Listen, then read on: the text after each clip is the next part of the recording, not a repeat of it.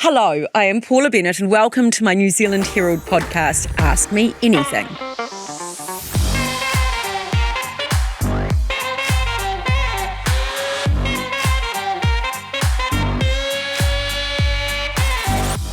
Now, one thing I've learnt in life is it's never too late to learn something new. So on this podcast, I talk to people from all walks of life to hear about how they got to where they are and get some advice and guidance on some of life's biggest questions. This episode, I have called in one of our country's biggest champions of Te Reo Māori, Stacey Morrison. Stacey is not only a long-time broadcaster, but the author of many books to help us all learn and embrace the Māori language. The latest book, which I'm very excited about, that she's involved in, also has a strong emphasis on Māori storytelling, focusing on the mother of the nation, Dame Cooper. Kia ora, Stacey. Kia ora. You're reading your book. Oh, that's what I wrote. Well, I translated. I love it. Okay, we're going to ease you in. Are you ready? Yes, I'm so ready. Okay. Oh, okay. amazing. We're doing it now. Okay, sorry. I thought we were just doing you. We're doing you. Oh, me. Okay, good. We're doing you. It's all about you. Okay, right. Okay, I'm easing us in. Yes. What's something most people don't know about you? I feel like I've gone and told everyone lots of things. You know, I used to say party tricks, but as I say, I ended up doing it on the Mike King show, so that was a problem. I can fit my whole fist in my mouth, not going to do it now. But one of the things about me, I guess I played women's rugby for 5 years. Ah. Yeah, I'm a prop, obviously. No. Yeah. No. No. Oh, I like that. Okay, what's the last TV show that you binge watched? I unfortunately just watch whatever my family and my husband's watching. He was watching a terrible show, La Brea, absolutely horrific. A T-Rex in a fighter plane, that's all you need to know. Oh, really? Yeah. It doesn't. In the same shot. It doesn't, no. Okay, that's not going to do it for me. If you could time travel, would you go into the past or into the future? Oh, that's hard. Okay, I'd have to, because of the nature of my life, go back to our ancestors in the past, look to the past and see the future, but I do have eyes firmly on the future. Jeez, that's a hard one. It's hard, because you sort of wonder, we've changed so much in just the last 10 years as far as technology and where we're at and how that's affecting us culturally, and you're just like, God, how is that going to play out? But it's exponential now, like in the last 3 years with AI, got to 50 million users in 3 weeks. 5 weeks. 5 weeks, yeah. Yeah. As compared to, say even Facebook took years. Yeah. But now, it was 5 weeks. Yeah, I know, it's incredible. Okay, we'll focus on Māori Language Week in the second segment, but first of all, we do need to get to know you better. Like you said party trick, but I've heard there's a handstand as well. Oh, no, handstand twerk. They forgot the twerk part. Ah. Yeah. Is that registering? I have a vision of what it I have younger like. siblings, and so I'm the eldest, and we have like we say we need a flow chart to understand our family, because my dad has been married 3 times, my mum was married 2 times. We're very much a potpourri of Aotearoa, and so one of my younger siblings, she learned how to do a handstand twerk, and I was like, well, obviously, I can't have the younger sister doing something I can't do. So, it's not hugely appropriate. It's not age appropriate either. But well, that's okay. Yeah, it's about keeping strong in your middle-aged years. I'm into aging disgracefully. Yes. So I quite admire. Paula, I'd like to see that. See you at a party. Yeah. Yeah. No. Actually, and congratulations on your award this year. Oh, thank you. I really mean that, only because I acted disgracefully at the after party. So yeah, I didn't even need too many wines to do it, but we won't even look at my producer as I lay down in the arms of a whole. Oh, you lay down in the arms of what? Of a group of young guys that were getting their photo taken at the photo board. Oh, ZM? I don't know who it was. Probably. I like that. Because I'm too old. I was like, can you lift me? Yeah, and could they? Oh, yeah. Oh, taking one for the team, Paul. Yeah, thank you. Cool. Thank you. Okay. But you've had a change of career direction. I mean, all those years here, and how exciting. So was it hard to leave? Was it? I think, lots of people are in an interesting time, and lots of people's jobs are changing or disappearing. Yeah. And so I think I shouldn't be a sukipapa about anything, and it's actually worked out. If you look at how things end up, I see this is good for our whānau right now, so I'm happy with that. Yeah. It's, I mean, they say that when it happens, because, hey, I've been there, right? Yeah. And a bit like your leaving's a bit public, and it's not like it's a, normal job that you can kind of slink away. Yeah. You're expected to talk about it, and you're expected to. And there's that absolute saying that, everything happens for a reason, and da-da-da, and then you sort of get out the other side and you go, oh, actually, it did happen for a reason. And also, sometimes the reason is for you to consider what you want to do, and that's a hard question, but it's a luxurious question. Like, if you have the luxury of being able to decide what you're going to do, not just, oh my gosh, I've got to get something to feed my family, then you're lucky. And like you say about being a public figure, it's like, this is the flip side, honey. If you want the good stuff, when you get, free things and people care about what you have to say, even though, some people don't, then this is the flip side. You've got to experience that publicly as well. And so for me, I didn't want to say, oh yeah, no, nothing to see here. I'm just amazing. I do whatever I want, whenever I want. It's not that. So I was forced to pivot, and that's okay. No one wins all the time.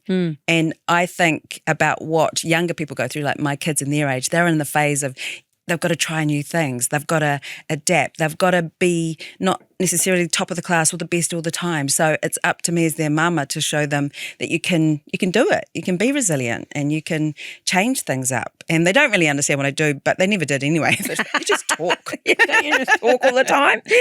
But did I read that you're working on a master's in technological futures? Yes. I didn't even struggle to say it. No, just say it's something about this combination. Yeah, technological futures. So what does that at mean? Academy X.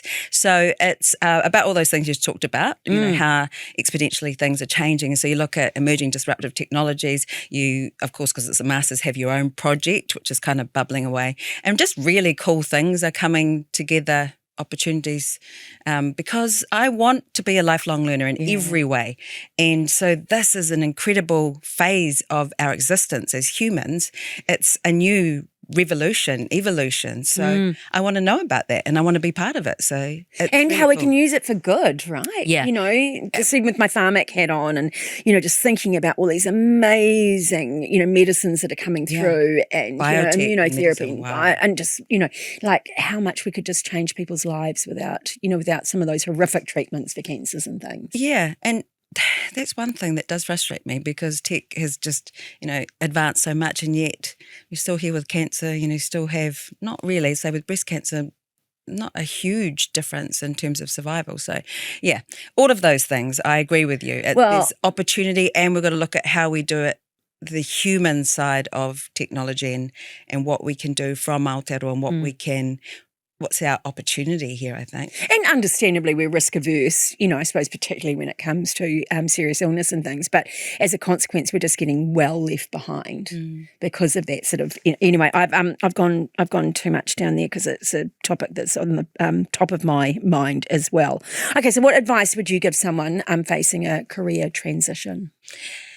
I think one of the important things is to consider, as I say, what you actually like doing.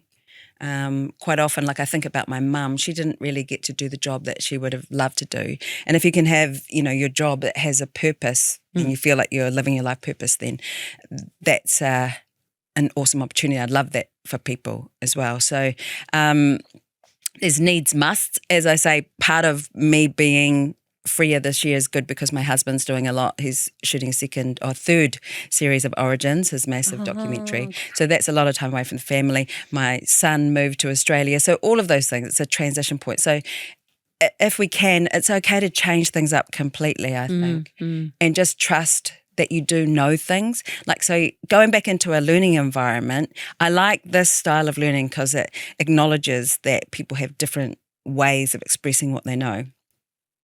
And I think sometimes people lose confidence because, like some people are academic and find that situation easy. Some of us don't. So just have faith in what you know. Yeah. Yeah, and get used to feeling a little bit uncomfortable. And that it's, as I say, it would have been so dishonest for me to say, I've just decided because I'm the boss of everything to leave. It's not that. It's okay to go, let your ego take a hit, reset, who do I want to be for this next phase of my life, and what can I do? What should I do?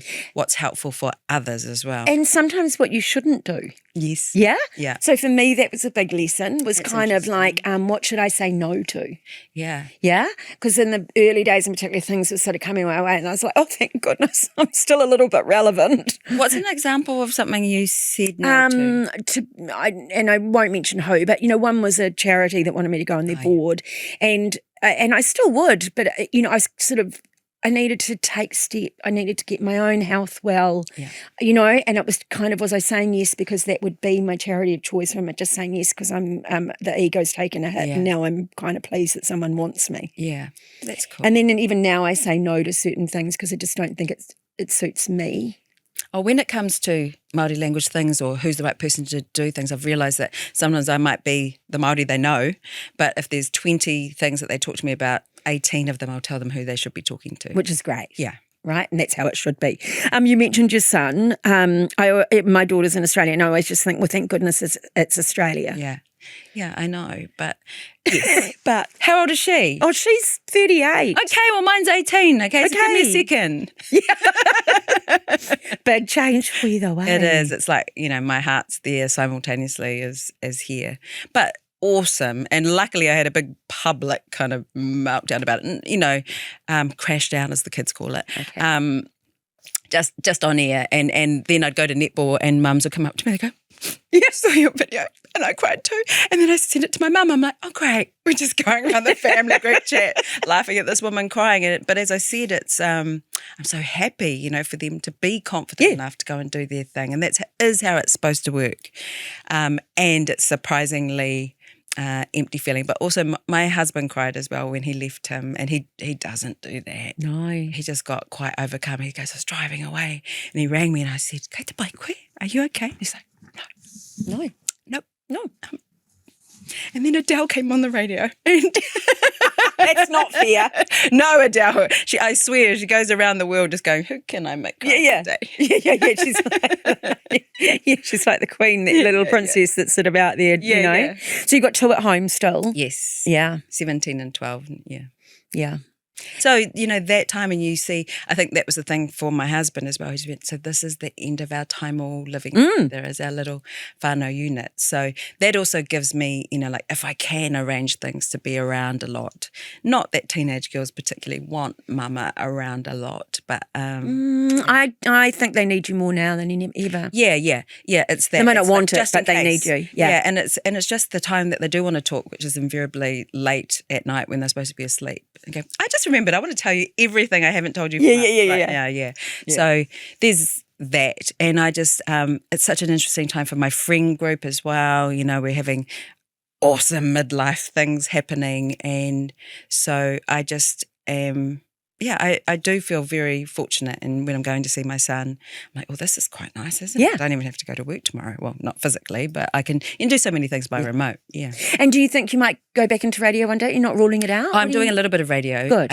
By with RNZ, which I really love. Yeah. And that's a good, I feel welcome. So, yeah.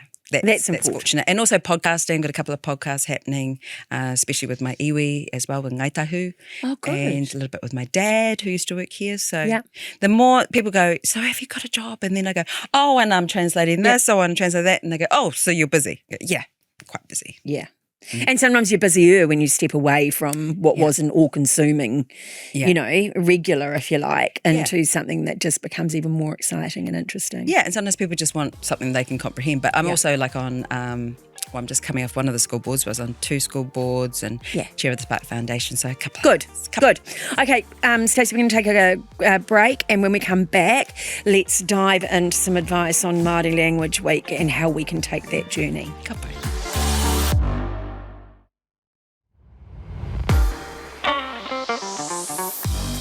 Welcome back, everyone. How to embrace Te Reo Māori as we are entering Māori Language Week. So let's start with your own journey, Stacey, because, that's how you met your husband, isn't it? I guess so. Oh, gosh, you did good research. Yeah, a little bit. And he was, when I was working at My FM, he was at Reo Māori, which is the iwi station of the time. So I knew him, but he was just, one of the one of the bros. Yeah. And then he was at TVNZ when I was working there as well. But then he did fill in for my Māori language teacher. He wasn't my actual teacher. Oh, okay. That wouldn't be right if you start going out with your teacher. And that was not the case because he was the fill-in teacher. All right. All right. I wouldn't mind either way, really. I think you're both consenting adults. Yeah, but night classes, which is a way that a lot of people learn, So is that how you started? So, was that, and how fluent were you before you started on your journey? Not at all. Okay. Like I even got corrected saying kia ora when I was at TVNZ. Wow. By Tini Molyneux, doyen of Te Reo Māori. So that's crushing. Yeah. But growing up in Christchurch, my first language learning experience was actually Japanese as an exchange student. And so I learned it by osmosis in an immersion environment for a year. But it actually made me understand what sort of window it gives to culture. And I loved the popping of my brain to pick this up, and I loved trying it. And then I said to my kuia, who was back home, and she was the one fluent speaker of our whānau at that point, I said, when I come home, I'll learn. And it took me a long time. And I had an ugly, awkward, embarrassing public learning journey that I am grateful for, because generally as people have seen themselves in my life experience. But it would have been nicer for me for it to be more private, but I'm grateful for it. But even that, if it had been more private, maybe, but even that public journey that you went on, I'm sure that mistakes and all the rest of it, but even, Jenny May talks about it in her book, and how much you helped her, and it's just that really nice, that recognition that, I'm not alone, and no, I'm not perfect, and no, I'm not, and you've been quite the champion in that. Well, because it's where a lot of us are, like we were told, tell me how it was for you, but, our grandparents were, because of the Native Schools Act, children were literally beaten at school for speaking Māori, and so therefore they want to protect the next generation. They say, only speak English. And so that recovery is a massive journey. Mike McRoberts has written his book about it as well. And it's not like learning Japanese, where I was just like, Māori nihongo wa karemasen, gambarimasu, just I'll give it a go. It's and no one expects you to be really good at Japanese, because you're not Japanese. Yeah. However, with Māori, people are expecting you to be at a level because you are. And even, is that fair? Yes, completely. Am I right? Yeah. Or does, I don't know. Possibly you've had that too. But it's almost like there's a part of you that does understand it, and it's like unlocking that, and it's frustrating. So then let's explore that a little bit more. So why is the language so important? Why is today? You sort of said a window to our culture. Explain that a little bit more, and how important is it and why? Well, it's the language of this land. Once Māori came here, when people love to say long white cloud, they get the land of the long white cloud. Well, that's what Aotearoa means. And so it's so much embedded in this whenua, in this land, and it's the only place in the world that can save it. Yeah. We are the only people. And when, it's an official language of New Zealand, and yet we still have to make a case to be able to speak it. But I do know, honestly, it's the places we live, it's our suburbs, it's our names, it's that feeling, like if anyone has ever got goosebumps when they watch haka, say the All Blacks, and that to me means that Te Reo Māori is part of you, and it's something that speaks to you on a higher level. So are we improving as a people? I mean, you certainly see it and hear it, not perhaps, still fluently, but certainly people using it in everyday language and that more and more, and being more conscious of their pronunciation, do you think? Yeah, I think so. But see, I've noticed that people have, we live in, our part of Aotearoa. So people have said to me when they've heard me speaking to my kids, and their first language is Māori, unlike Scotty and I, who's we learnt as adults. They've said, you don't hear Māori spoken much, do you? And I'm thinking, they don't. Well, yes, I do. Yeah. But what you're saying is, I don't. And so that's surprising to me. So just I think having aroha for each other, aroha is not just love, it's compassion and it's empathy and it's sympathy. That's the opportunity that we have to go, okay, we've all got a different engagement with this official language that only comes from here, and mine is maybe not the same as yours. But what I do know is that aroha will make it better. If I have aroha for you and go, okay, Paula, what's your experience been like with Te Reo Māori? What is that as part of the fabric of your whānau or not? How does it make you feel? Then we're coming from a much better place than like, oh, what's the relevance of that? Yeah. And honestly, just language learning is such a beautiful thing. You learn more about your first language by learning another language. That's the thing that I think people really miss. You've got like this universal dashboard in your brain that's choosing which language should I use. It like staves off, all of those aspects of, brain falling apart and all those kind of things. And so it's electric. Yeah. And it means that you're going to think about things in a different way. And I just think anyone who's gone through a language learning journey knows that it's worthwhile. You see even your own original first language differently as well. And you're decoding, you're looking at people going, okay, I don't really know what that means, but they're going like this, or they're going like this, so it must mean wai Māori, must mean water, clear water, those kind of things. It's just being open to possibility and open to how most people in the world are bilingual or trilingual. So just let's honour how big our brains and our life experiences can be. I think about my mother-in-law. She's 86 and what an incredible life she is having because she's an amazing New Zealander. She does everything, name's Bev, and she worked till she was past 80 and she picked up rubbish on the way to work, and she embraces and has these Māori children and these Māori ways. And so she's been able to choose, okay, this is what works for me. She's like a knitter and a sewer and a salt of the earth person. And she's really, to me, an example of someone who's experienced the whole breadth of what it means to live here. And that lifetime, Yeah. And that's quite a few years in there. So you would just see so much. Yeah. And so, for me, for years, it was the fear of stuffing up, right? And the embarrassment of that, and knowing in my head that I didn't kind of know enough. And then, just quite recently, I had to respond to a whakatau, and then I had to do the closing karakia. And I really practiced, and I really listened, and I did everything. And then I just honestly felt quite good about it. And then I just got up and I just made a stumble. And then it just knocked my confidence. Yeah. It feels like a real betrayal as well, because you're like, I could do this. I could do this when it didn't matter. And it's unfair. But I honestly believe that the intention that you did it with would have meant that people went, oh, good on you. Yeah, no, I did get lovely. Yeah. People were, because I kind of addressed it. Yeah. And then later on, I just met this beautiful Māori, and I said to her, oh, sorry about today. And she goes, oh, you were beautiful. Doesn't matter. You got up there. And she said, we all knew you were giving it your best. And that's all that it is. And I mean, I don't know, growing up, were you sort of told, mine was totally like you were saying. Yeah. Sorry, picking up my glasses. Totally like you were saying. My grandmother was, literally forbidden from speaking, and then I can hear her saying it, which but it's our reality, right? And she would say, "You're growing up in a white man's world. That's where you have to know where to play. So you just put that all aside and get on with it." To the point where, bless him, my father certainly wasn't in the last 20 years, but I would have said that for a good few decades, I want to say in the middle there, that him and his brother were almost racist. Wow. Mm. Yeah, so against other Māori? Yeah. Wow.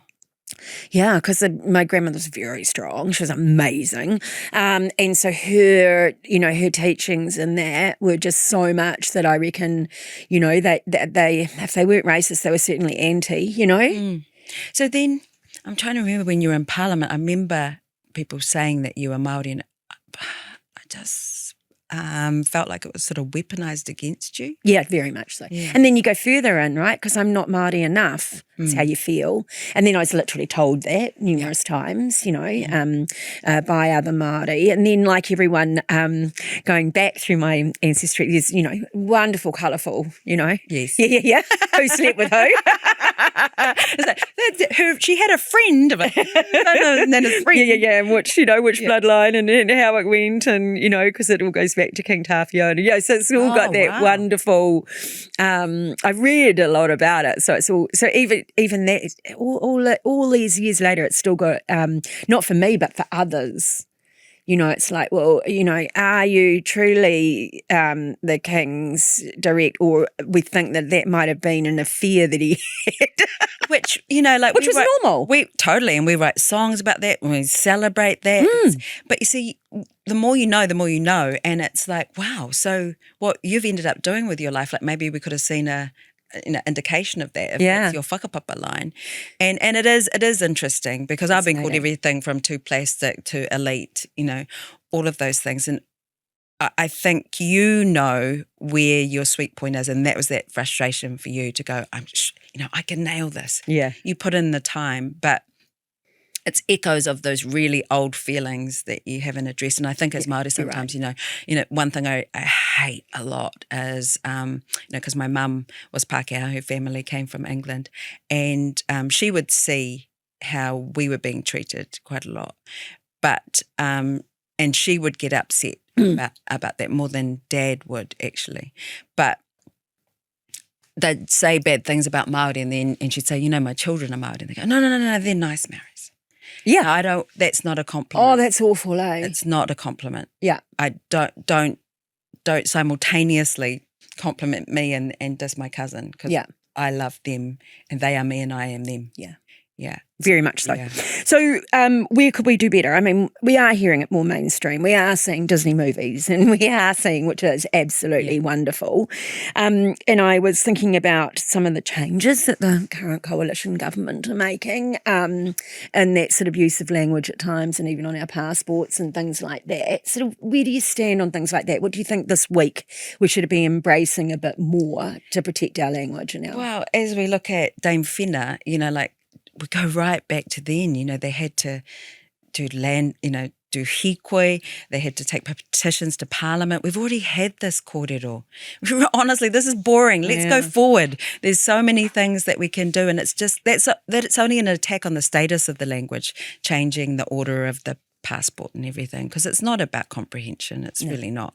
And so is that what we want to spend our time on? Because there's so many things to learn and there's such great opportunity. So I just think it's an official language, full stop, exclamation mark, kōrero. It's not going to change, those kind of things are not going to change the people who are already Māori speakers, already love the language. It's just going to feed, I guess, those who would be proud to say that we killed off a language. This is the one place that we can do it. And if it's such a huge opportunity. Kōrero tia tō tātou reo. It's to me, it's part of the language of this land. And I think someone like Dame Whina just sort of told us how we can be our best selves.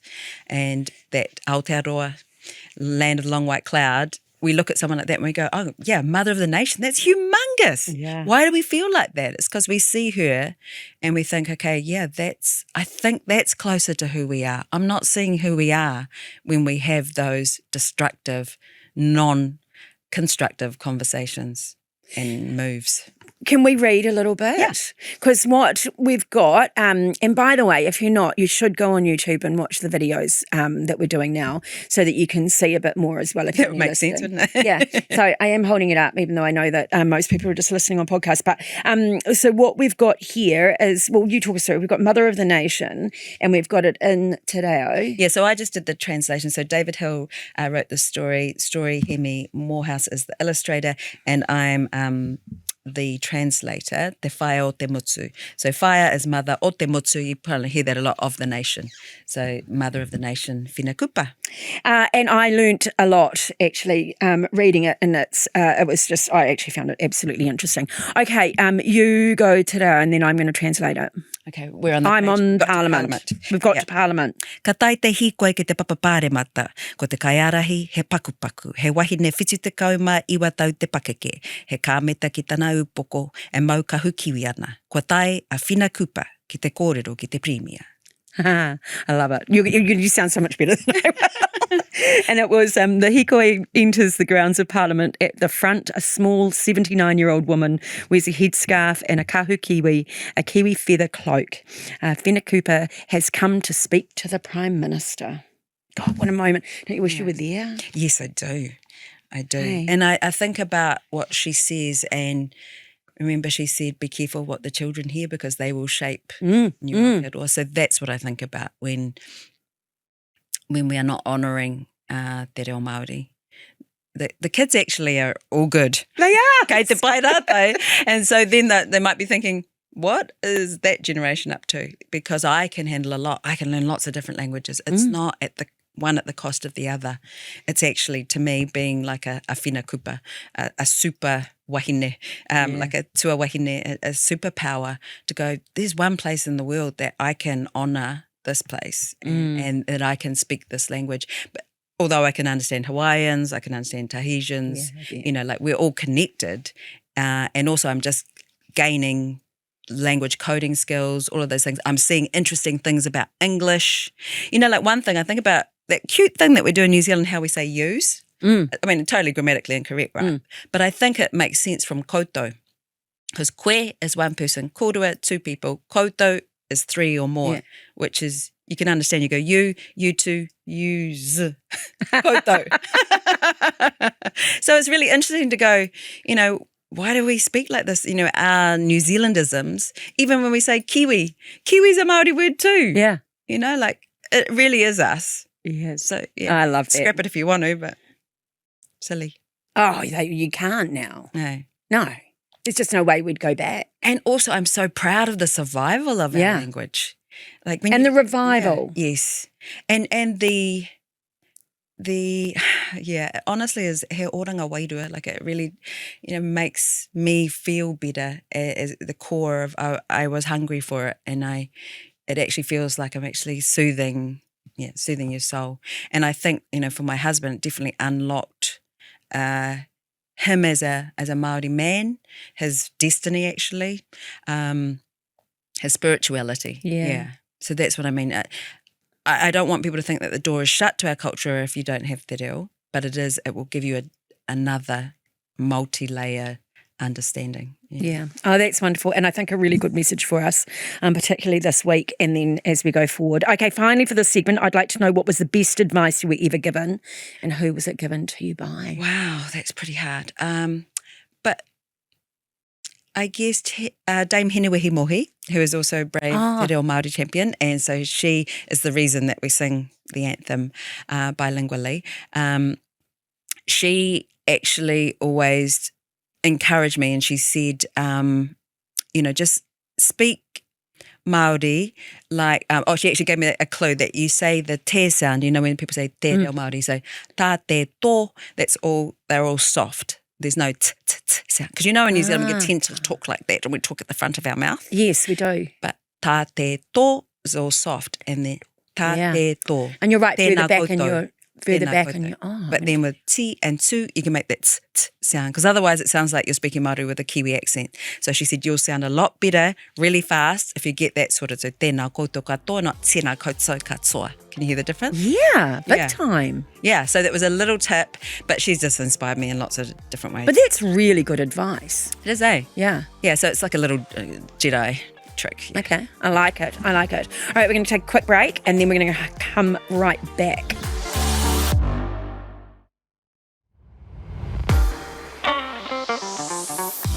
Okay, Stacey, the podcast is called Ask Me Anything. I've done most of the asking, although you have asked a couple of questions, which I quite liked.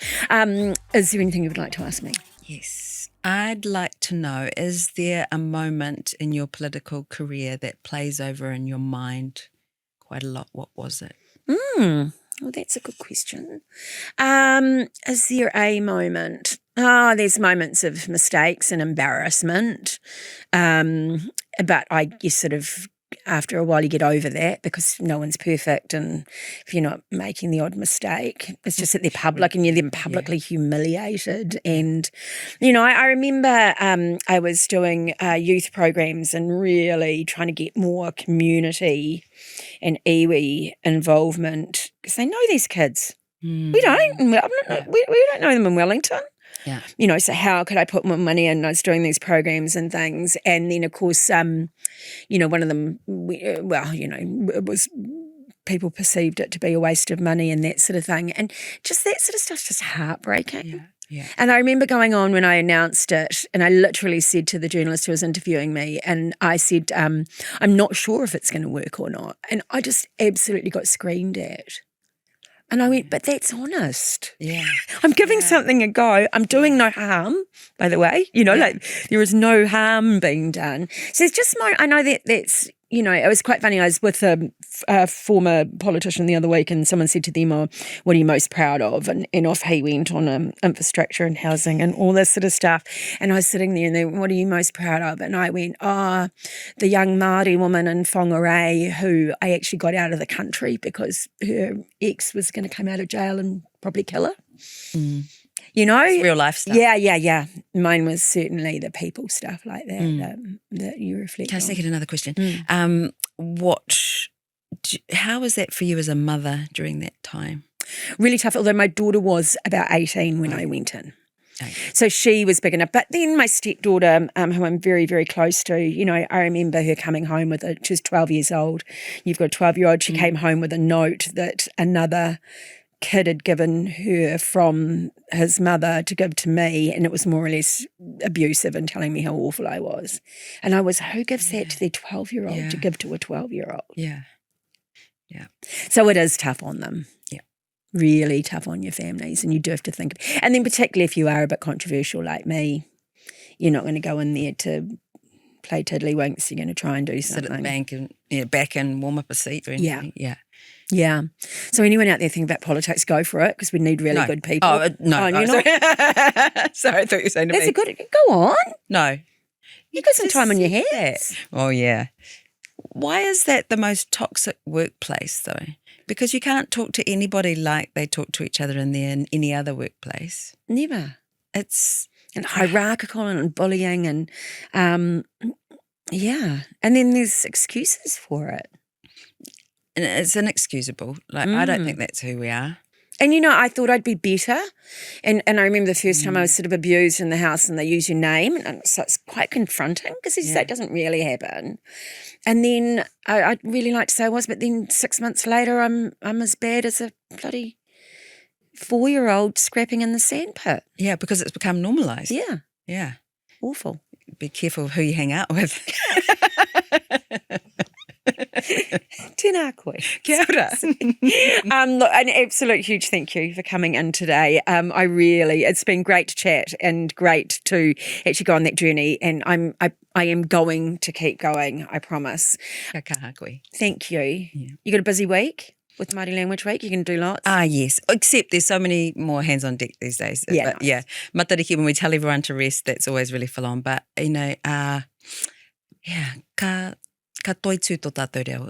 Our reo is going to be okay. So embrace, enjoy, go for it. Kia kaha. And, thank you. Yeah. And also know that I think Dr. Hinemoa Elder says, you might not know your marae, but your marae knows you. And I think that about Te Reo Māori.